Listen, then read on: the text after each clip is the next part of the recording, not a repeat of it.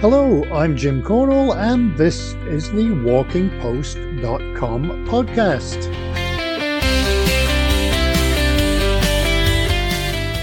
WalkingPost.com is the news website dedicated to walking, with all the latest on books, trails, festivals, gear, events, health, fitness, and more. This podcast is number 51, and it's going live on May the 8th. The village has calmed down after the elections here in Scotland yesterday, and as the polling station is right opposite my house, it was pretty noisy. Not with the people, but with my dog barking at them all. I think he was telling them all to vote for the Border Terrier Party, most likely. One of the ballots had 17 different parties to vote from. I didn't even know we had that many. Let's just get to May the 8th. Given yesterday was an election, perhaps it's appropriate that today is World Donkey Day. And I appreciate it doesn't apply to all politicians, admittedly. It's Free Trade Day, No Socks Day, which is also appropriate because I'm not wearing any. It's Red Cross Day, and it's the day in 1970 that the Beatles released their last album, Let It Be. For births, we have former President Harry Truman, the great David Attenborough, and a lot of musicians from Keith Jarrett to Alex Van Halen. If it's your birthday, maybe learn an instrument. Last week, the subject was the Ice Age Trail in Wisconsin. This week, we're still in the US, just a little further north, because we're talking with Expeditions Alaska's Carl Donohue. Before we do get going, if you do have news, guest ideas, or even subjects to cover, or comments, or if you want to advertise, please do get in touch at walkingpost.com, or you can just email me at jim@walkingpost.com.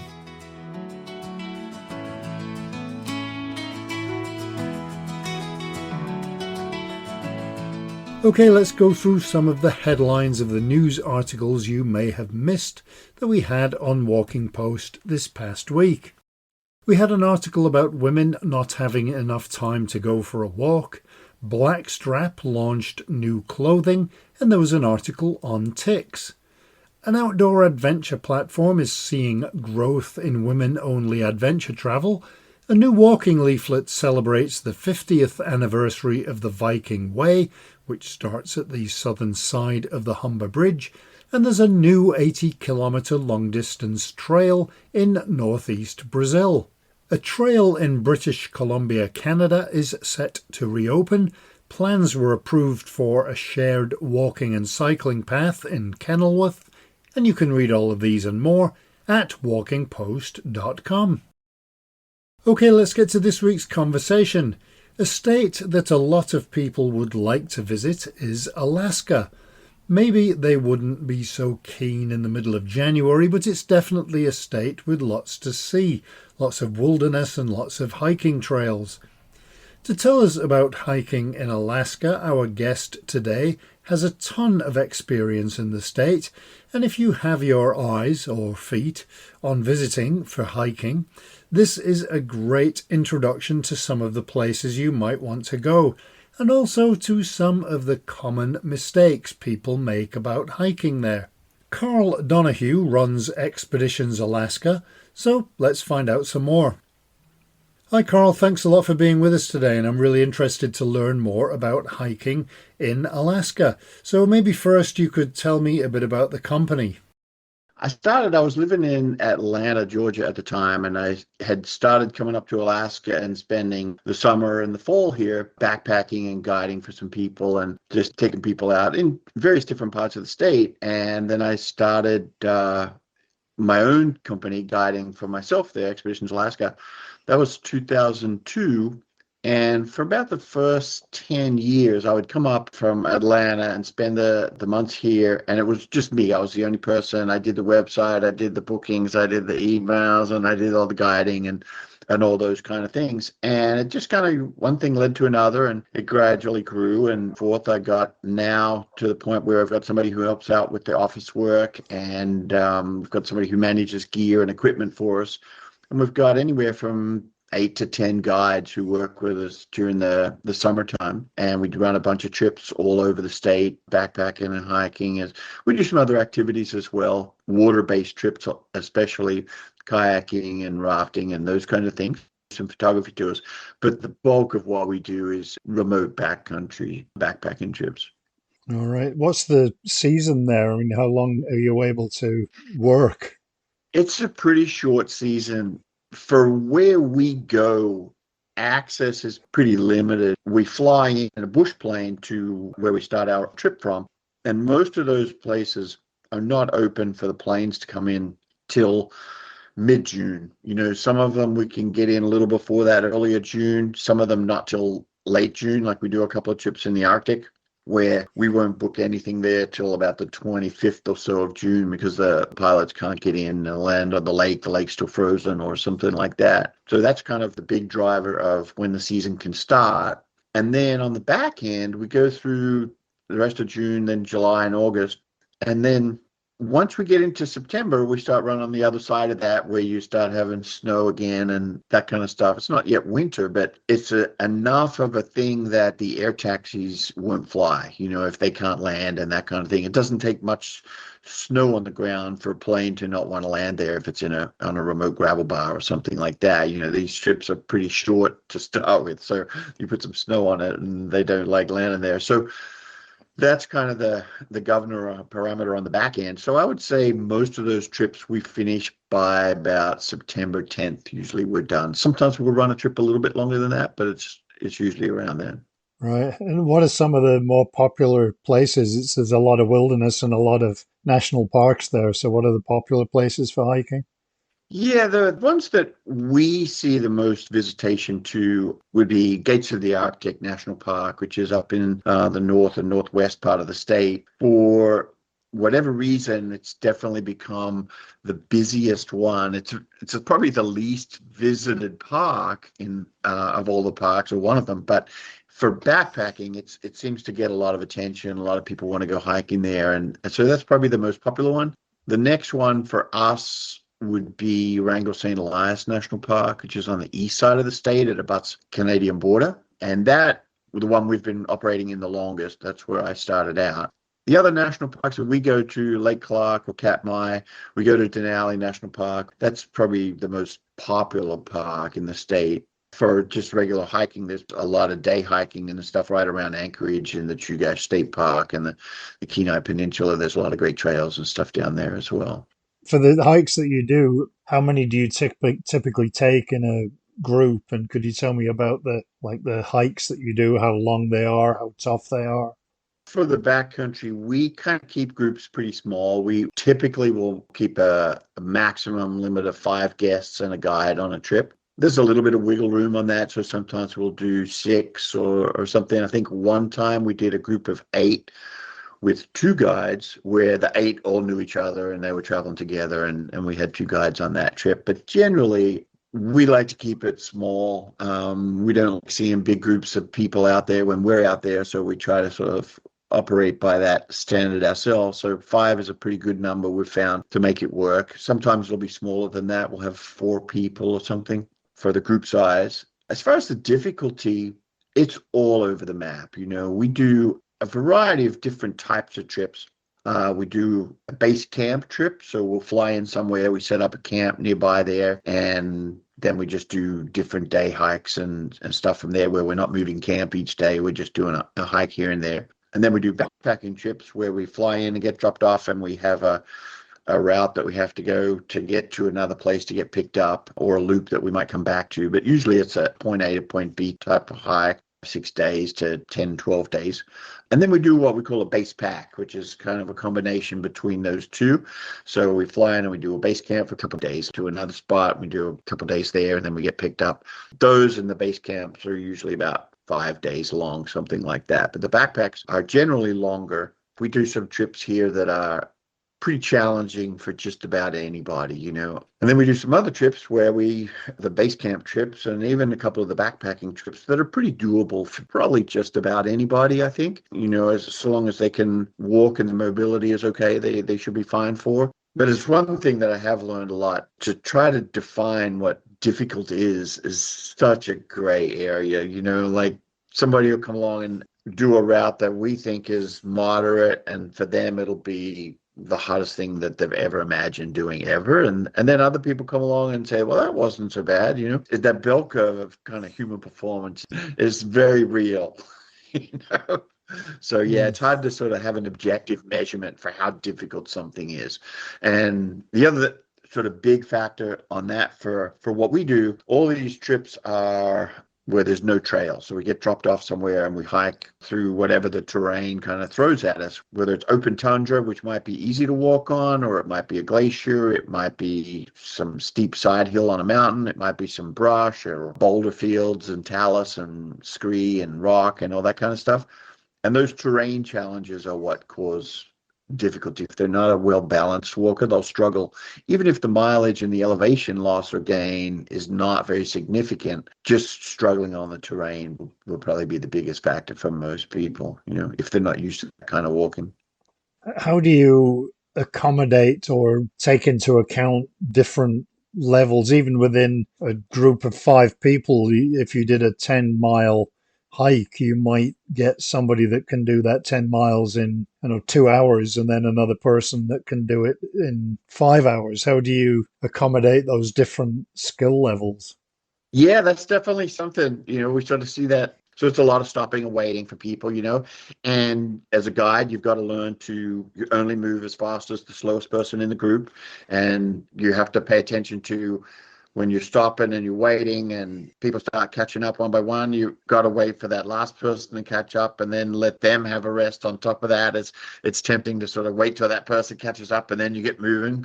You got to wait and let them get a rest. And the big one there, honestly, is managing people's thermostat. So telling people when we stop to wait for somebody that even though you're not cold, layer up a little bit when you stop, because you're going to have to wait for 10 minutes for that person to get here and then give them a 10-minute spell and stuff. And you'll cool down pretty quickly when you stop moving, Managing that is probably the biggest part of it. And then the other part is setting expectations for people before a trip, that we are real clear to everybody that even though this is a group of usually different people signed up, it's not usually a group of people who know each other traveling together. So they're all individuals maybe on the trip. It's not an individual trip, it's a group trip, and everybody has to sort of have that mindset of accommodating best we can the different abilities and so forth for different people, So it's not usually too much of a factor if people have the right expectation going into that, I think, There's definitely been a couple over the years that we've all had where like, oh, this is pretty tough, because somebody is really fast and somebody else, and they want to just hustle, and somebody else is really struggling, and there's not anything you can do. You can't compromise. You can't meet in the middle on that. You can only go as slow as the slowest person can go, and everybody else has to deal with it. What are some of your favorite places in Alaska for hiking? Top of that list, and that's a long list, is Wrangell-St. Elias National Park. It's about an 8-hour drive east from Anchorage, and then it's mostly fly in to different places there. And it's just a really, really raw primordial landscape. It's just these big jagged mountains. And so you end up like right in the thick of some of the coolest landscapes anywhere. And it's really diverse terrain, and it's got its challenges for sure, but everywhere up here does. But it's just got a really strong mix of different types of walking that you do on even our shorter trips there.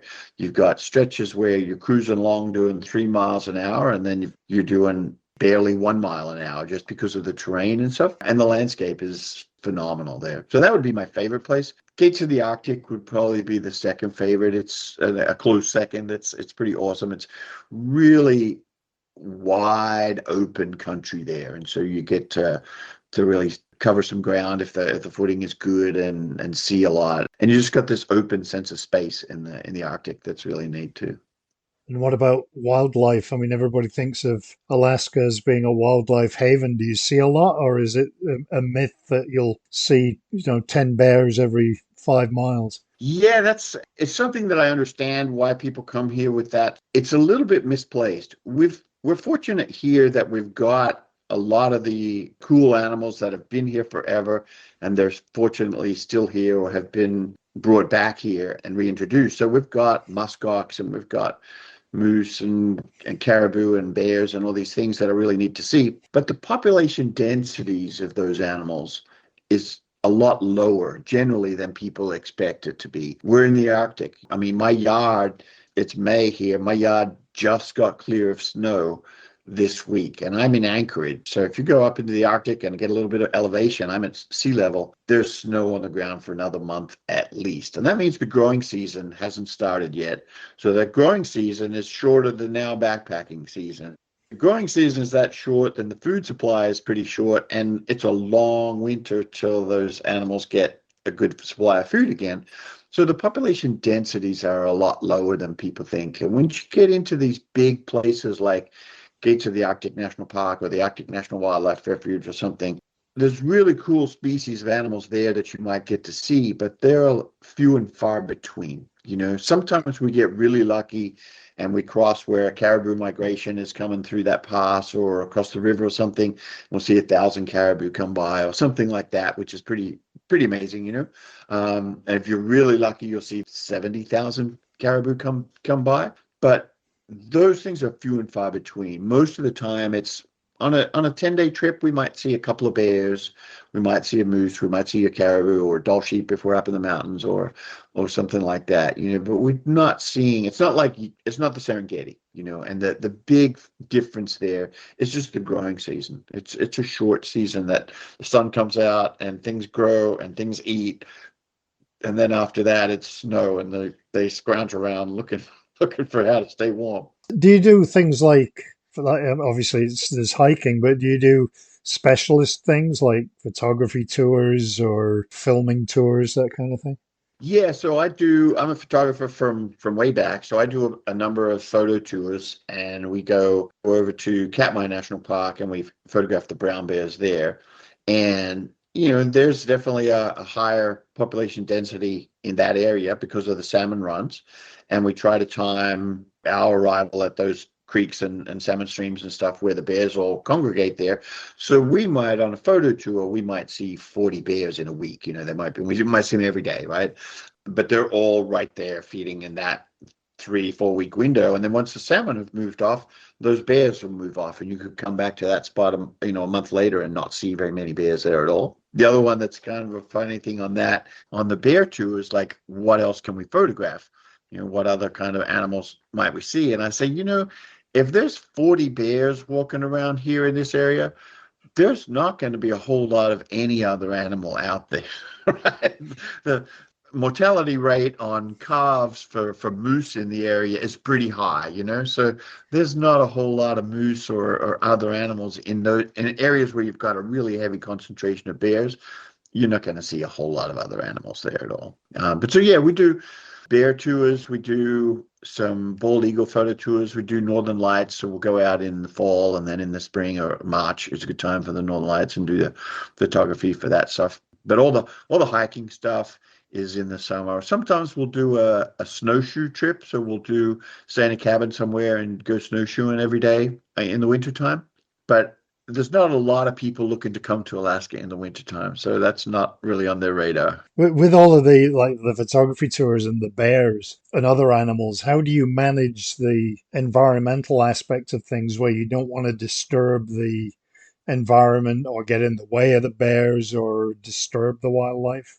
Yeah, I think the most I've learned about doing that is from watching bears themselves or other animals, and sort of take a leaf out of their book and try to operate like they do. You try to be quiet. You're not making a lot of commotion. You're not making a lot of activity or anything. So being still and quiet is probably the most important thing, in my opinion, being around when we're in close proximity to those animals. That's how they typically act, unless they're getting in a squabble or something like that, but usually they're pretty mellow. They walk along and take the time, and they're not making a whole lot of commotion. Most animals are pretty conservative in their energy and so forth, and that's what they're used to. And so if we act like that, it seems they learn fairly quickly that if we're not a threat, that they can just ignore us and go about their day, and we're not going to cause any problems to them at all. For people that aren't from Alaska, that go up there maybe from the south or from different places, what are the things that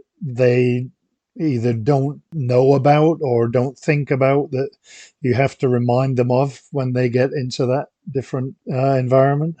Yeah, that's kind of a lot of things there, and it depends a little on the type of trip somebody's doing, right? If they're doing a fly-in trip somewhere, and there's lots of trips you can do here in Alaska where you don't take a bush plane, you can just hike from a trailhead or something like that, you know. But if they're doing a fly-in trip somewhere, the biggest thing is just logistics and how those work when you get into remote places like the Arctic. Plus, when you're dealing with bush planes and what their limitations are, it's not what you're used to. And one of the most common questions we get once we've got people scheduled on a trip is like, what time is the flight scheduled for? And I'm like, what time? It's scheduled for Friday. You know, and if we're lucky, knock on wood, it'll go on Friday, but we don't have a time for it. Like the air taxi will figure that out on the day with all the things that have changed their schedule the day before or the day before that or whatever, plus with what the weather is doing and all those kind of things. We might be leaving at 10 o'clock in the morning. We might be leaving at 4 o'clock in the afternoon. We might not be leaving till the next day. If they can't fly, they can't fly, you know? So that's also going to be the same case on the back end with when you get picked up and flown out of the backcountry. So just forgetting the idea of having sort of a structured plan. You've got obviously your points of contact there that you got to get picked up and dropped off and so forth, but there's got to be a lot of fluidity in your structure of your hiking and all that sort of thing to accommodate that.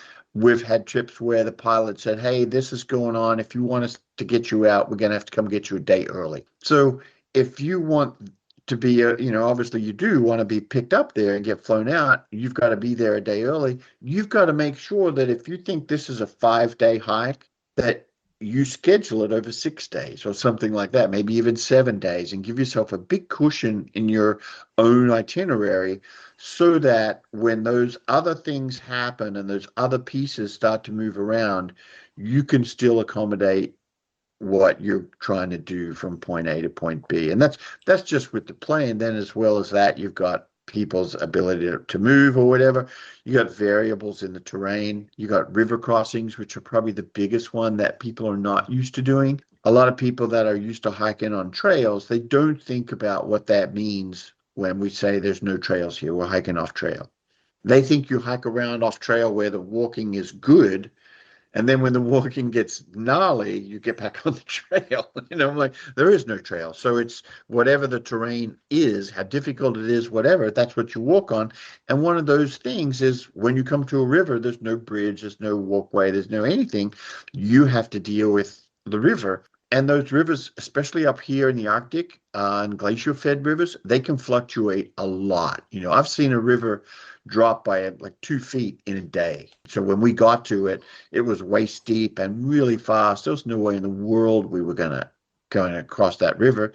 And we waited. We just sat there and waited, and the river dropped down, and then we got across. I've also seen rivers go up by that much. So you've got these really big landscapes where the watersheds are really much bigger than people imagine. We did a trip a couple of years ago. We were boating, so we were set up for that. But we camped somewhere, and we got a little bit of rain that night, but not very much at all. Like just a little bit of rain for an hour or two, real light rain. And we got up in the morning. I couldn't believe my eyes when I looked at the river. It had come up by well over 2 feet and was just muddy, turgid, like it was a roiling river. And it was because they had that much rain way up the watershed that, the river had come up a lot in a really short period of time. We had no reason at all to believe it was going to be like that in the morning. So when you run into that, when you got river crossings and so forth with hiking, that's a big deal. So I would say, in answer to your question, the 3 things are logistics with dealing with air taxis, and what all that means, and the flexibility that you have to build into your schedule. River crossings are a lot bigger risk and significant sort of factor to pay attention to than what people expect. 2 more. I would say one is the risk of hypothermia is just much bigger here, even when you've got pretty good weather. The permafrost is right under the ground, so when you stop and you sit down and you're on the ground, it's cold. and you get cold. And then when the sun gets behind a ridge or something like that, the heat's gone. It's surprising how quickly you cool down in those situations. So just being ahead of that, and you can manage it very easily if you pay attention to what you're doing and just put your jacket on, all those sorts of things while you're still warm. It's a very manageable thing, but that's a more significant thing than people expect it to be. And then the last one is just distances and how difficult hiking can be.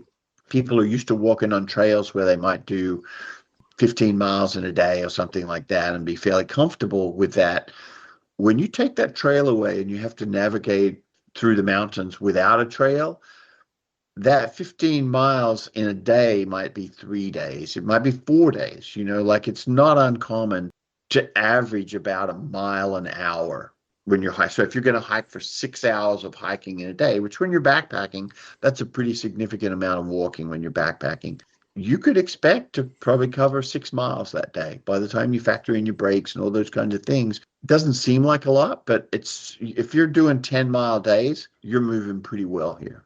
Where do you get people coming in from on your tours? I assume that they're not locals, they're probably from other places. Yeah, we get very few Alaska locals. We get some. We've had a few over the years, but not very many. Most of the people come up from the lower 48, what we call it outside, so not in Alaska. We get a good number of Europeans come over. The big factor that seems to determine that most of the time is just the value of the dollar, and the value of the euro and those kind of things. So it's like what's the currency rates? If it's in their favor, we get more people from Europe. If it's not in their favor, we get much fewer people. The last few years, we've seen a definite decline in interest in coming over here from Europe for a whole bunch of reasons. We've had people from South America. We've had people from Australia, New Zealand, South Africa, parts of Asia. We've had Southeast Asia. So it's a pretty broad mix, but the majority of them would be from the lower 48 states here. And over the years that you've been doing this, what have been some of the highlights, any memorable incidents that you can tell me about? Yeah, I think most of them that stand out to me are, again, related to that fluidity that you have to have in adjusting to things because things change. And we'll have, we talk about plan A, you've got plan B. I'm like, when we're down at plan JKLMNOP, that's probably what's going to happen. And it's just because there's a lot of moving parts when you're trying to get dropped off with a bush plane here and then hike over to this spot. There was one time we were to do a trip and we'd scheduled to fly into this one strip and get dropped off and traverse across a glacier. And the pilot told us when we arrived, it was out of Yakutat. And when we arrived there, the pilot said, hey, we're probably not going to be able to get you to that strip that we were talking about getting there. There's still a lot of snow on it. So we'll drop you somewhere else. And I said, well, where else? He said, well, we'll just have a look and see what we find. So he took us and ended up dropping us probably 25 or 30 miles from where we had planned to start. I'll sort of preface this with, that was with a group of clients and guests on the trip who I'd done trips with before, and I knew them and their experience, and they're good hikers, so I had a lot more confidence in their ability to kind of do whatever it might come our way. And we had a pretty long trip there, so we had if you've got a 12-day trip, you've also got a little bit more time to make up some stuff. But so he dropped us, and we had 25 miles of walking to get to where we thought we were going to start from in our first thing. And we didn't have a map of that area. I'd flown over some of it before, and I knew the general, like we had to head east and intersect our previously planned route. We had to cross a glacier. We had a bunch of thick brush and that bushwhacking to do to get there. It was pretty arduous, but it was pretty cool. And it's also not that unusual. We had a trip in the Arctic with one of the guides 2 or 3 years ago where the bush plane couldn't get them. They missed the first 2 days of the trip because of weather. They couldn't fly in, so they waited it out. And then when he did fly them in, they couldn't go get dropped where they'd planned on getting dropped. So he dropped them at another spot but they didn't have, because we'd lost time, they didn't have time to get from that spot to another spot. So the pilot literally just took a piece of paper out of his plane and drew a map on it for the guide and described it to him. And these days, too, with inReaches and some of the satellite technology that we have, the guy was able to reach out to me, and I could look on the satellite imagery here and say, give him some directions and stuff. And they pulled that off, and he had a great 6-day trip that ended up at a spot he'd not planned on ending up at, and navigated the route. And that's the kind of thing that, one, you've got to have a good guide, and then two, that kind of thing is not for everybody. Somebody going out on that trip who's got a different mindset to that kind of rigidity can be uncomfortable with that. Those are not things that happen every year, every week, right? I mean, so I don't mean to sound like that, but those things definitely can happen. Last year has an even bigger example. We had a trip going to the Arctic. They were supposed to fly out of Fairbanks, and they waited there because of weather. They waited for a day and a half and still couldn't go. And we talked to the pilot that was in the Arctic, and he said, even if you're able to get here now, I don't think I could get you in anywhere in the next week. And so the guide called me. I was in the office here in Anchorage, and the guide called me and said, what should we do here? And I said, well, let me look around the state and find some good weather. It was when we had that big typhoon I don't know if you heard about that, but it was just horrible weather in the fall last year.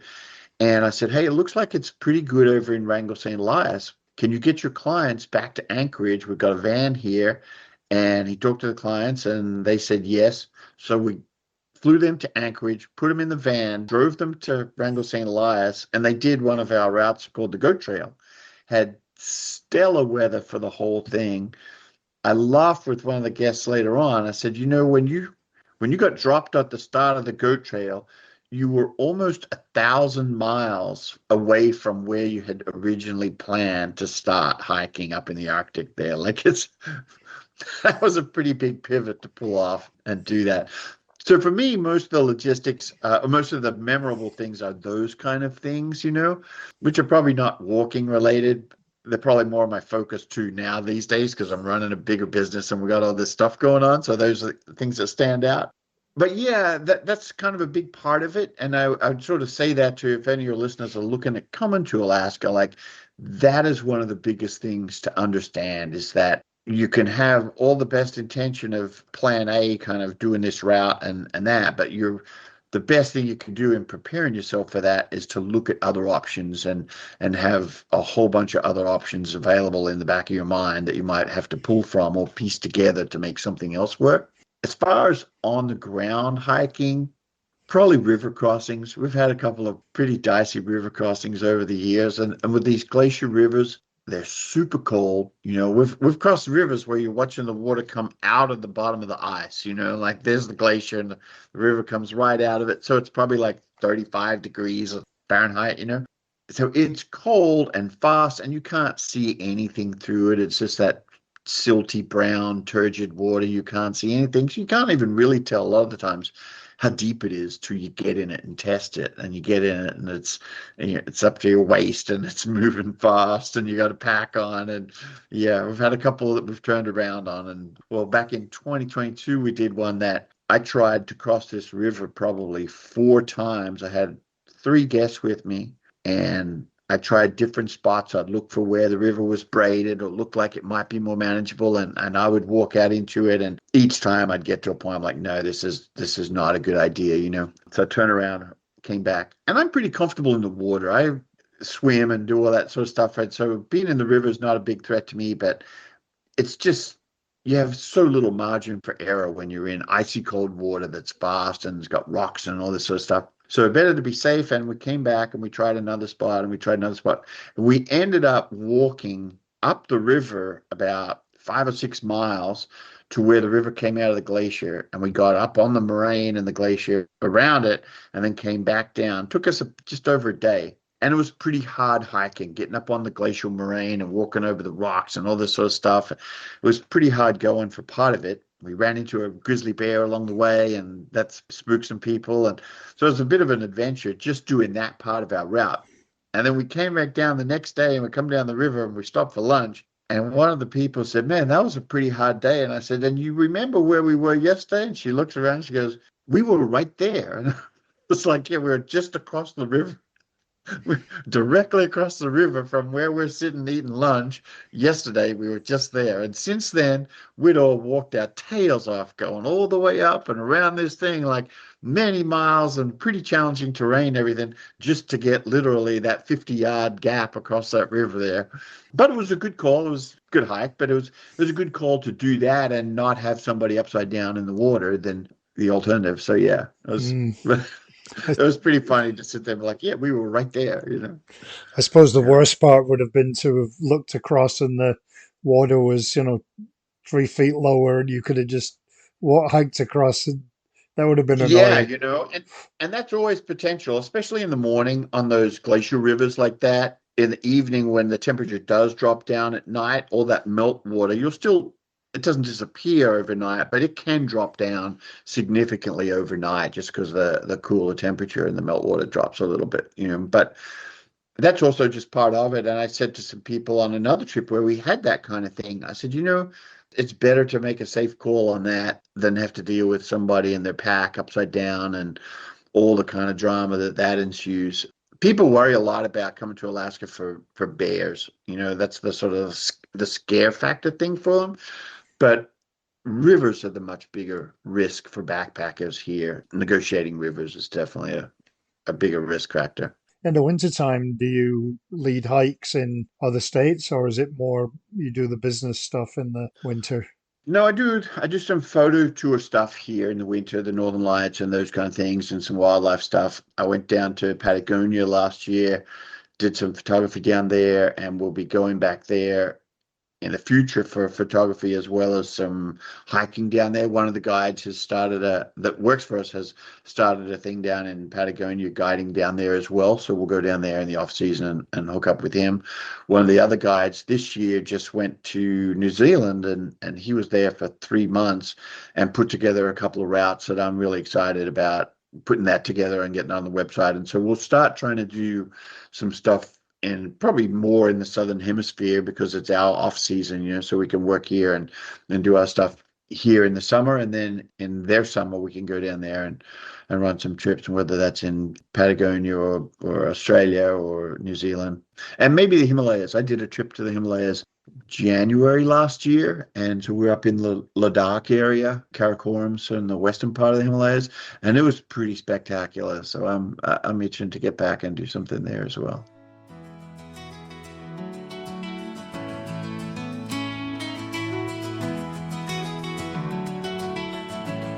I have seen lots of material about Alaska in the past, and it always seems so inviting with the mountains and the forests and the rivers, and I've always wanted to go there, but it's one of the few states that I've not actually been to.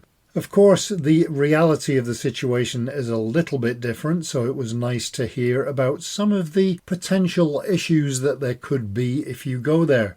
So maybe a great reason for hiring a guide or going with a company like Expeditions Alaska. There are 2 time zones in Alaska because the Aleutian Islands, some of which are actually further west than New Zealand, have their own time zone. The reality is that there are really 3 time zones because Hyder, Alaska, which has a population of less than 50, is connected by road only to Stewart in BC, or British Columbia in Canada. And that comparatively is huge because it's got a population of more than 500, although there is no Tim Hortons. So for practical reasons, Hyder observes Pacific time, like British Columbia, rather than the official Alaska time. A little bit of trivia there. So that will just about do it for this week. The forecast for this weekend is now good, so it may have changed again within the next 6 hours. So it does mean that we might be out hiking or filming or photographing, or none of the above, who knows. If you do have news or suggestions for podcast guests, please do get in touch through jim@walkingpost.com. And as I mention every week, we are always looking for guests, whether it's about a new trail, a walking festival, a new book, or someone that's done an amazing walk somewhere in the world. So I hope you enjoyed this week's walkingpost.com podcast, and I hope you have a great week ahead. hopefully with a walk somewhere, regardless of the time zone, or maybe even across two of them. Until next time, happy trails! Walking Post from walkingpost.com is an Air Coastal Media Limited production.